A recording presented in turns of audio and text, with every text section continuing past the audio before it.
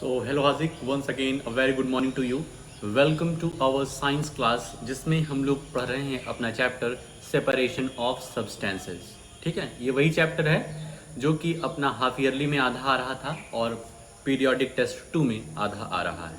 ठीक है, तो इसमें एक वीडियो हम लोग ने देख लिया है, कल भी वीडियो बनाए थे लेकिन रिकॉर्ड नहीं हो सका। ठीक है, तो कुछ टेक्निकल इशू होता रहता है बीच बीच में, इस वजह से तुम्हें क्लास नहीं मिल सकी।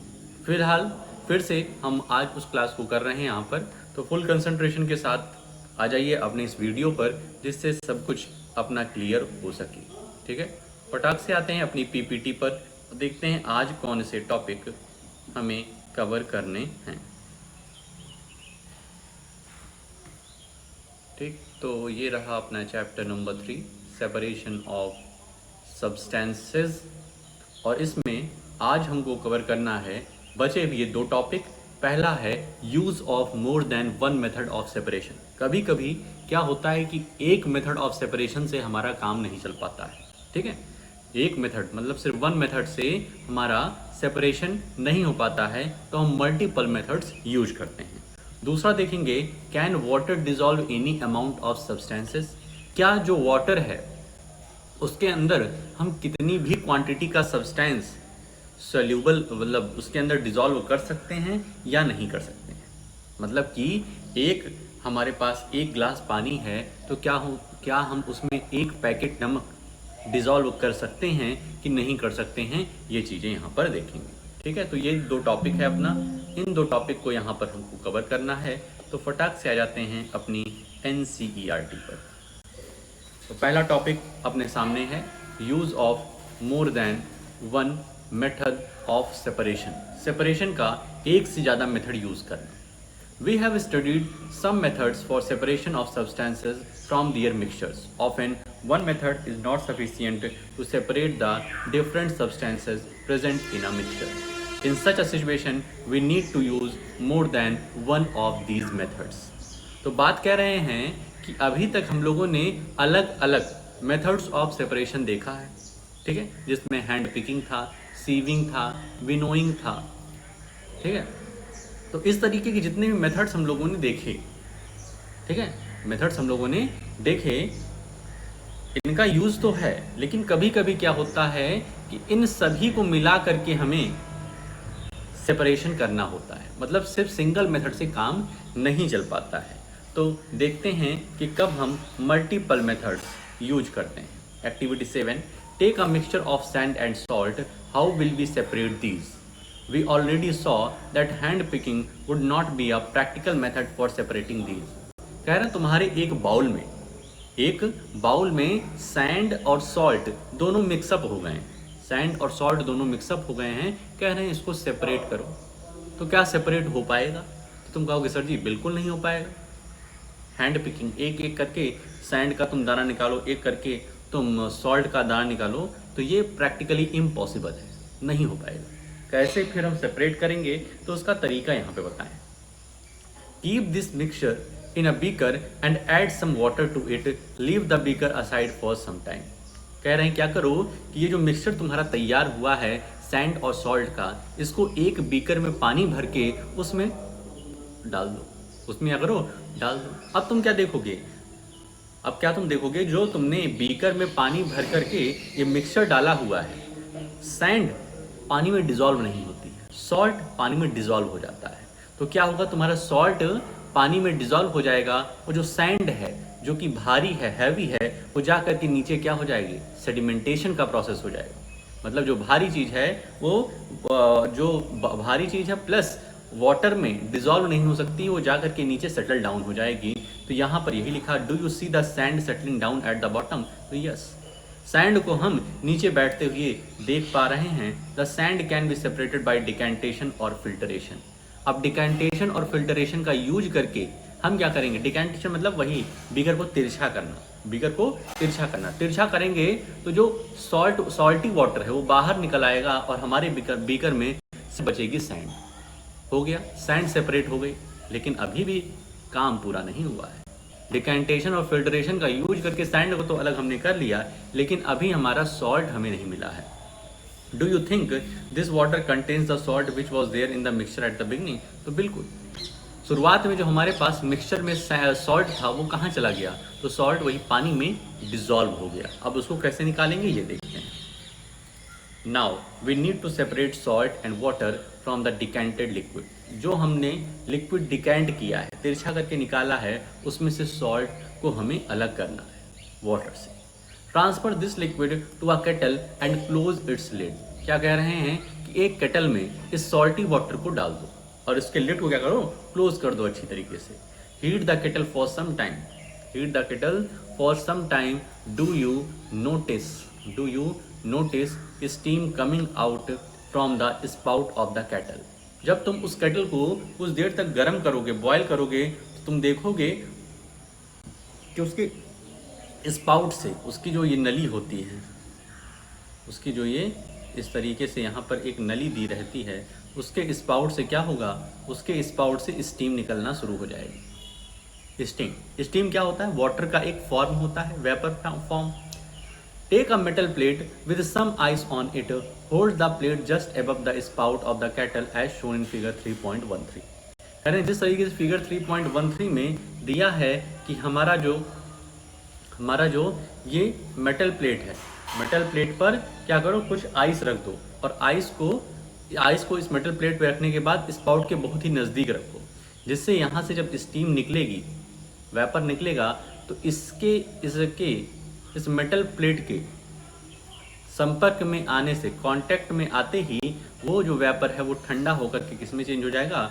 वाटर ड्रॉपलेट्स, और वाटर यहाँ पर क्या होगा? इकट्ठा हो जाएगा। इसके बाद when the steam comes in contact with the metal plate cooled with ice, it condenses and forms liquid water। जो वेपर है वो कंडेंस होकर के, वेपर क्या हो गया? कंडेंस हो गया। वेपर कंडेंस होकर के किस में चेंज हो गया? वाटर में।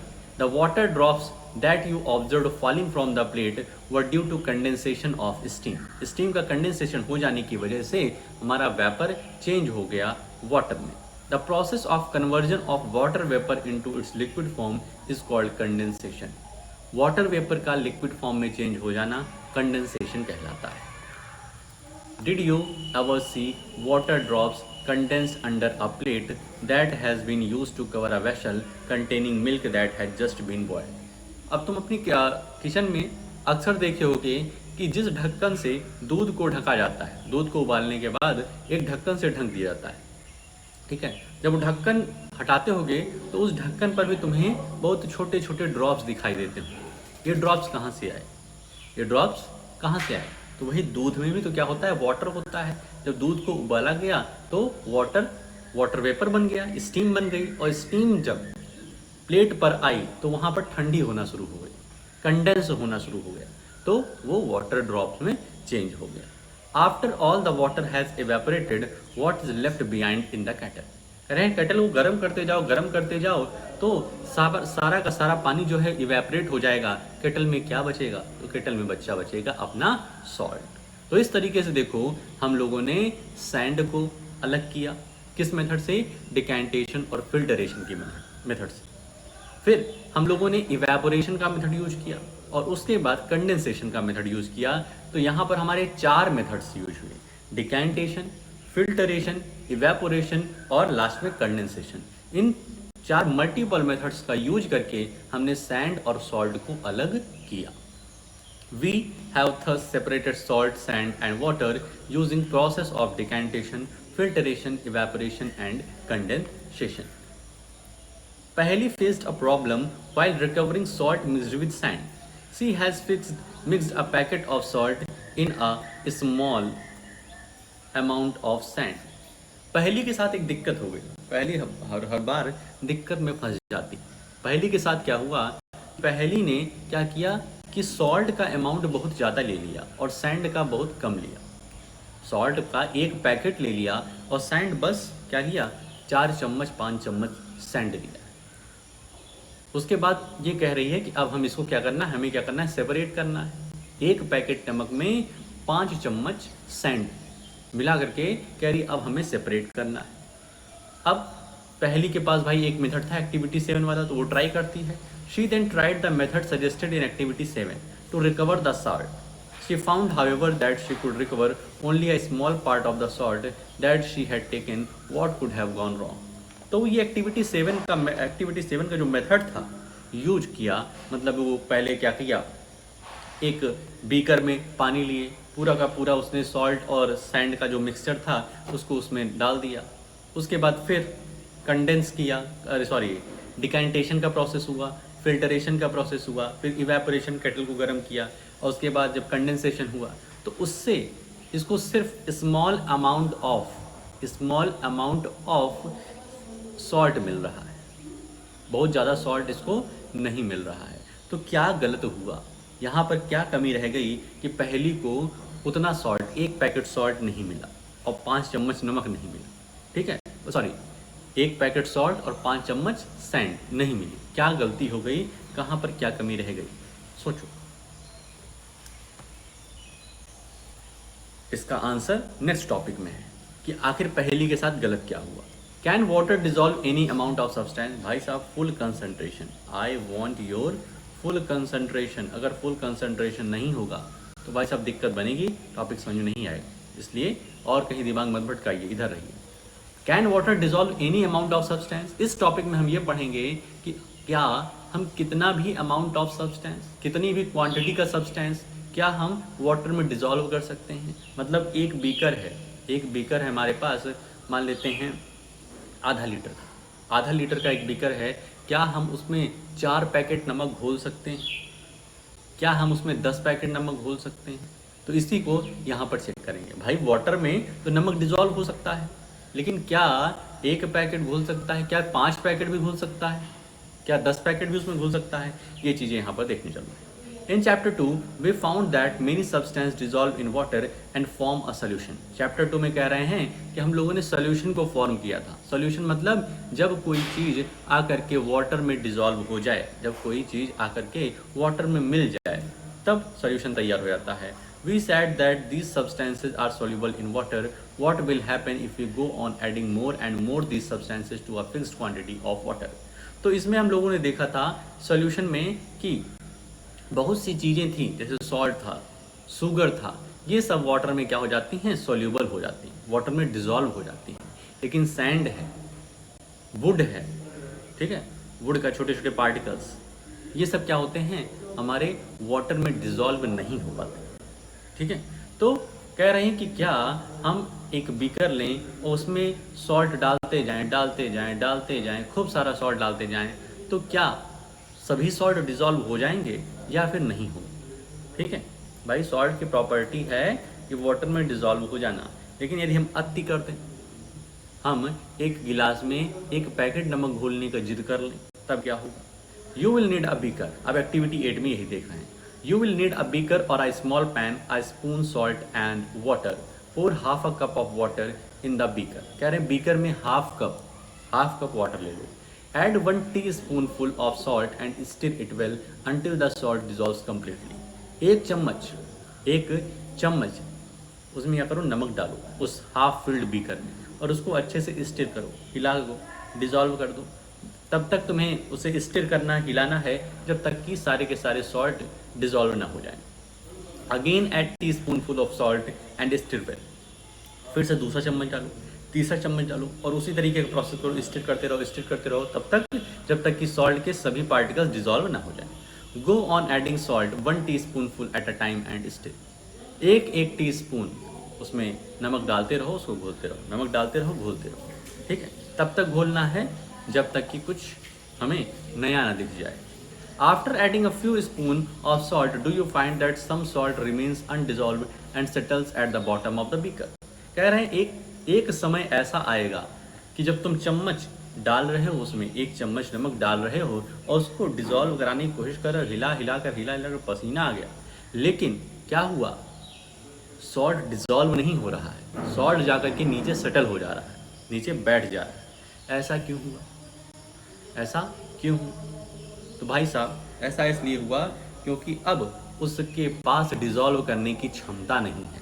जैसे संडे को जब हम तुम्हें पढ़ाते हैं तो 1:30-2 बजे करीब एक ऐसा समय आता है 1:30-2 बजे करीब एक ऐसा समय आता है कि तुम कहते हो सर जी अब एनर्जी खत्म, अब आई वांट ग्लूकोज की गोली। मतलब अब हमारे अंदर क्षमता नहीं कि जो आप पढ़ा रहे हैं उसको डिसॉल्व कर पाएँ। भाई तुम्हारी जो दिमाग है, तुम्हारी जो मेमोरी है तो अच्छी। हम तुमसे कुछ बोल रहे हैं, तुम्हारे दिमाग में जा रहा है, तुम याद कर ले रहे हो कि सर जी ने क्या कहा था। लेकिन एक ऐसा समय आता है कि हम बोल रहे हैं, तुम सुन भी रहे हो, लेकिन तुम्हारे अंदर वो चीज़ें नहीं जा रही। क्यों? क्योंकि तुम्हारा कोटा फुल हो गया है, तुम्हारा कोटा फुल हो गया है आज के लिए। ठीक है, तो इस वजह से क्या कहते हो सर जी अब कुछ चीज़ें समझ में नहीं आ रही, होता है ऐसा। ठीक है, उसी तरीके से इस वाटर के साथ भी हो रहा है कि उसमें हम नमक डाल रहे हैं, डिजॉल्व हो जा रहा है, नमक डाल रहे हैं, डिजॉल्व हो जा रहा है। लेकिन एक ऐसा पॉइंट आएगा कि अब नमक हम उसमें ऐड करेंगे तो वो डिजॉल्व नहीं कर पाएगा, उसकी औकात जो है वो ख़त्म हो गई। तो उस औकात को, उस पोजीशन को क्या कहते हैं? If yes this means that no more salt can be dissolve in the amount of water we have taken, the solution is now set to be saturated. इस सोल्यूशन को हम क्या बोलेंगे? सैचुरेटेड। मतलब एक ऐसा पॉइंट जब तुमने कहा कि सर जी अब दिमाग में कुछ नहीं जा रहा है, अब दिमाग में कुछ जा नहीं रहा है, तो किस पोजीशन में पहुंच गया तुम? सैचुरेटेड हो गए हो तुम, कि अब और डिजॉल्व नहीं कर पाओगे। तो उस सोल्यूशन को हम सैचुरेटेड बोलेंगे कि अब उसमें कुछ और हम डिजॉल्व नहीं कर सकते। ठीक है, वाटर सॉल्ट को डिजॉल्व कर लेगा, लेकिन एक हद तक। ठीक है, एक हद तक। Here is a hint as to what might have gone wrong when Paheli tried to recover large quantity of salt mixed with sand. Perhaps the quantity of salt was much more than required to form a saturated solution. तो भाई साहब पहेली के साथ क्या गलत हुआ होगा यहाँ पता चल जा रहा है। पहेली ने क्या किया था? 5 चम्मच के साथ 1 पैकेट नमक मिला दिया था, 1 पैकेट नमक मिला दिया था। उसके बाद जब बीकर में वाटर ले रही है तो वाटर कुछ तो सॉल्ट को अपने अंदर डिजॉल्व कर ले रहा है, बाकी सॉल्ट जा करके सैंड के साथ नीचे बैठ जा रहा है बॉटम में। ठीक है, ऐसा क्यों हो रहा है? क्योंकि सॉल्ट जो सॉल्यूशन है वो सैचुरेटेड हो चुका है। कुछ सॉल्ट तो उसने अपने अंदर डिजॉल्व किए, लेकिन बाकी सॉल्ट डिजॉल्व नहीं कर पाया, वो जाकर के सैंड के साथ नीचे सेटल डाउन हो गया। तो हमारा जो सॉल्ट निकल के आया था इवेपोरेशन कंडेंसेशन के बाद, वो बहुत ही स्मॉल अमाउंट में निकला था, और सैंड सॉल्ट अभी भी मिक्स रहेगा। ठीक है, तो इस वजह से यहाँ पर ये गलती पहेली के साथ हुई। The undissolved salt would have remained mixed with sand and could not be recovered. She could solve her problem by using a larger quantity of water. तो भाई साहब प्रॉब्लम तो है, सोल्यूशन क्या है? या फिर पहली कैसे काम करेगी? पहली काम क्या करे कि बहुत ज़्यादा बड़ा बर्तन ले ले, एक टंकी पानी ले ले। ठीक है, एक टंकी पानी ना ले, वो भी बहुत ज़्यादा हो जाएगा। ऐसा करे कि 10 लीटर पानी ले ले, 10 लीटर पानी ले लेगी अगर पहले, तो ये काम इनका हो जाएगा। लेकिन कहानी आती है कि मान लो उसके पास 10 लीटर पानी नहीं है, तो भाई हो सकता है राजस्थान में रहती हो, वहाँ पानी की समस्या है ज़्यादा। ठीक है, तो उधर रेगिस्तान में रहती हो, डिजर्ट में, तो कैसे करेगी? साइंस के पास हर चीज़ का क्या है? जवाब है। मान लो उसके पास वाटर नहीं है, तब क्या कर सकती है? ये सॉल्ट को सेपरेट करने के लिए। Suppose she did not have sufficient quantity of water to dissolve all the salt in the mixture. Is there some way that water could be made to dissolve more salt before the solution gets saturated? क्या कह रहे हैं? Solution को saturated होने से पहले क्या कह रहे हैं? सोल्यूशन का सैचुरेशन पॉइंट हम और बढ़ा दें। मान लो 5 चम्मच में सैचुरेट हो जा रहा था, तो क्या हम कुछ साइंस लगा सकते हैं, क्या कुछ दिमाग लगा सकते हैं कि 10 चम्मच में सैचुरेट हो? ठीक है, क्या कुछ दिमाग लगा सकते हैं कि 15 चम्मच में सैचुरेट हो, कि 15 चम्मच नमक डाल रहे हैं तब भी डिजॉल्व कर ले रहा है? अभी तक नहीं कर रहा था, अभी तक 5 चम्मच में कर रहा था, लेकिन कुछ साइंस लगाएंगे, कुछ दिमाग लगाएंगे कि उसका सैचुरेशन पॉइंट हम बढ़ा देंगे। ठीक है, जैसे हम लगाते हैं दिमाग संडे को, तुम्हारा कहते हो सर जी अब बस, अब सैचुरेशन पॉइंट हमारा आ गया, एक चॉकलेट दिए तुम्हें, सैचुरेशन पॉइंट तुम्हारा बढ़ गया, कहोगे ठीक है सर जी आधे घंटे और पढ़ लेते हैं। होता है ना, आधे घंटे और पढ़ लेते हैं। क्यों? क्योंकि लगाया हमने साइंस। चॉकलेट दिया तो दिमाग थोड़ा सा क्या हुआ? अच्छा हो गया, सर जी चॉकलेट दिया, अब थोड़ा सा पढ़ लेते हैं। उसी तरीके सॉल्ट के साथ करें, वाटर के साथ करें। वाटर का सैचुरेशन पॉइंट कैसे बढ़ाएंगे?